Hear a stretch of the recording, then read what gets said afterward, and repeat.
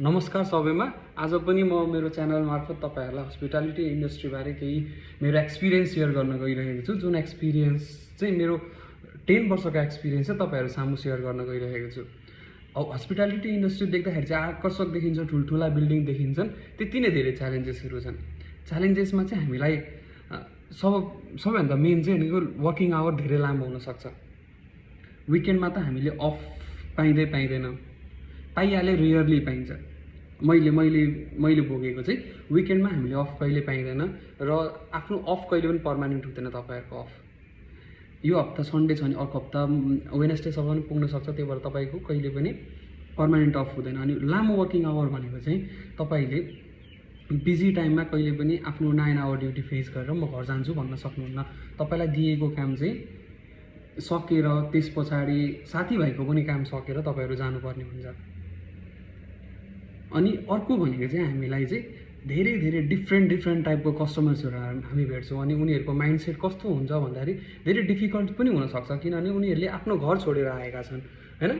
घर छोडेर आएका छन् अनि घर छोडेर आइसकेपछि भनेको उनीहरुको मनमा के छ, उनीहरुलाई आफ्नो घर परिवार बिर्सेर तपाईहरुको होटल उदि आइरहेका हुन्छन्। अनि आइसकेपछि हामीले राम्रो ट्रिट गर्न सकिनौं भने उनीहरुले हामीलाई धेरै डिफिकल्ट सिचुएसनमा पार्दिन सक्छन्। त्यसलाई चाहिँ हामीले डिल गर्न सक्नुपर्छ। अनि मैले भनिहाले वर्क प्रेसर चाहिँ हामीलाई धेरै नै हुन्छ। बिजी सिजनमा त तपाईले भन्नुहुन्छ भने खाना खाने टाइम पनि भेटिदैन, एउटा पानी खाने टाइम पनि भेटिदैन। बिजी सिचुएसनमा तपाईले यो अरु काम जस्तो चाहिँ कहिले पनि हुन्छ नि फिक्स उयो हुँदैन। बिजी टाइममा तपाईले कस्तो भन्दाखेरि खाना खाने टाइम पनि भेटिदैन, न घरतिर बोल्ने टाइम भेटिन्छ। तपाई 12-13 घण्टा ड्युटी गरेर आउनुहुन्छ, अनि ड्युटी गरेर आइसकेपछि तपाईले घरमा कल गर्न पनि भ्याउनुहुन्न। त्यसपछि यो चाहिँ लड अफ प्रेसरको काम हुन्छ। तपाईलाई म्यानेजरदेखि लिएर आफ्नो एबोभ वाला जो हुनुहुन्छ सबैले लड अफ प्रेसर दिनुहुन्छ। त्यो प्रेसर चाहिँ झेल्न सक्नुपर्छ। अनि होटल इन्डस्ट्रीमा चाहिँ एउटा कुरो मेन प्रब्लम चाहिँ के हुन्छ नि, स्टाफ सर्टेज हुन्छ।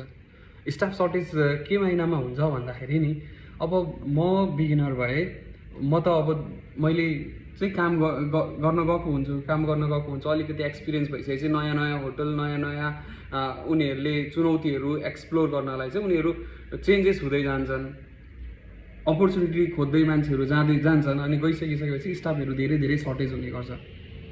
त्यो सर्टेज हुँदाखेरि चाहिँ तपाईहरुले उनीहरूको कामको भार पनि तपाईहरुले लिनुपर्ने हुन्छ, हैन? हस्पिटालिटी इन्डस्ट्रीमा चाहिँ कम्पिटिसन चाहिँ धेरै हुन्छ। कम्पिटिसन धेरै हुन्छ, त्यही भएर तपाईले राम्रो सर्भिस दिन सक्नु पर्यो, कस्टमरलाई एक्सपिरियन्स राम्रो गराउनु पर्यो। उनीहरुको घर छोडेर आइसकेपछि तपाईले चाहिँ उनीहरुलाई चाहिँ घर जस्तो चाहिँ फिल गराउन सक्नु पर्यो। यही च्यालेन्जेसका कारणले गर्दाखेरि धेरै एम्प्लोइहरु चाहिँ स्ट्रेस हुने गर्छन्, कस्टमरहरु डिसस्याटिस्फ्याक्सन हुने गर्छन्, नेगेटिभ रिभ्यू आउन सक्छ, नेगेटिभ इम्प्याक्ट तपाईको यसमा पर्न सक्छ, सर्भिस क्वालिटीहरु धेरै कम हुँदै जान थाल्छन्। अनि कर्मचारी अलिकति कम हुँदै गइसकेपछि तपाईलाई पनि त्यो मेन्टली प्रेसर भएर काम छोड्न मन लाग्न सक्छ। यतिखेर चाहिँ तपाईहरुलाई भनेको धेरै गाह्रो हुन सक्छ, हैन? धेरै गाह्रो हुन सक्छ। यसलाई चाहिँ तपाईहरुले म्यानेज गर्न सक्नुपर्ने हुन्छ। अनि तर अब नेगेटिभ मात्रै कुरा गरेर भएन।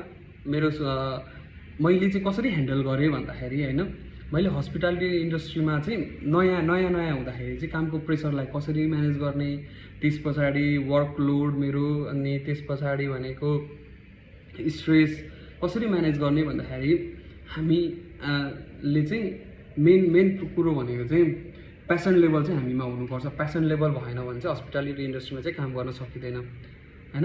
अनि हामीमा गुड कम्युनिकेसन स्किल्स हुनु पर्यो, गेस्टसँग डिल गर्न सक्ने क्यापेसिटी हुनु पर्यो, जुन मैले बिल्ड गर्दै गइराखेँ। तर तपाईलाई के चाहिँ यसले हस्पिटालिटी इन्डस्ट्रीमा चाहिँ तपाईलाई के फाइदा चाहिँ गराउँछ भन्दाखेरि नि, तपाईहरुको कम्युनिकेसन स्किल चाहिँ धेरै बढाउँछ। अनि प्यासन लेभल अझै बढाउँदै जान्छ, किनभने तपाईले धेरैजना गेस्टसँग धेरैवटा तरिकाले कुरा गर्नुपर्ने हुन्छ। त्यतिखेर प्यासन लेभल चाहिँ तपाईको बढाउँछ।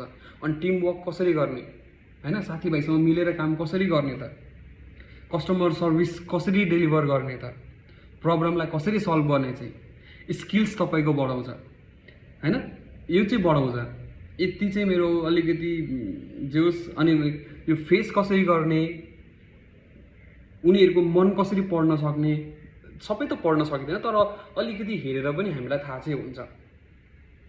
यदि तपाईँहरू पनि हस्पिटालिटी इन्डस्ट्रीमा चाहिँ आउन चाहनुहुन्छ र करियर ग्रो गर्न चाहनुहुन्छ भने चाहिँ यो भिडियोलाई चाहिँ तपाईँले सक्दो सेयर गर्नु होला। अनि मिस्टेक भयो होला, केही छैन, अर्को भिडियोमा फेरि सच्याउँदै जानेछु। हस् त, नमस्ते, बाई बाई।